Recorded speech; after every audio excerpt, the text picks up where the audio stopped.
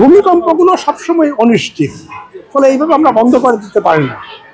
কিন্তু প্রাথমিক বিদ্যালয়গুলো কি করবে আমরা নির্দেশনা দিচ্ছি, ভূমিকম্পের জন্য কি ধরনের সতর্কতামূলক ব্যবস্থা নেবে এই নির্দেশনা আমাদের পক্ষ থেকে যাচ্ছে। এবং জানুয়ারি প্রথমে পাবে, প্রাথমিকের বই অবশ্যই পাবে, কারণ বইয়ের বেশিরভাগই ইতিমধ্যেই আমাদের একদম জেলা পর্যায়ে পৌঁছে গেছে।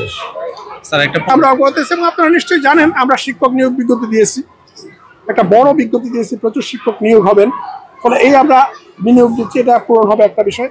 আরেকটা বিষয় যেটা আপনারা প্রশ্ন করছেন না, করা দরকার ছিল, সেটা হচ্ছে আমাদের অনেক প্রাথমিক বিদ্যালয়েই প্রধান শিক্ষকের পদ শূন্য, এবং সেটা বড় একটা সমস্যা। 32,000-এর উপরে প্রধান শিক্ষকের পদ শূন্য বিদ্যালয়, এটা বিদ্যালয় পরিচালনা খুব সমস্যা হচ্ছে, এবং এটা একটা মামলার জন্য এটা হচ্ছে, এটা সুপ্রিম কোর্টে মামলাটি রয়েছে, এবং আমরা মামলাটি জন্য দ্রুত নিষ্পত্তি হয় সেই জন্য সতর্ককরণের চেষ্টা করছি।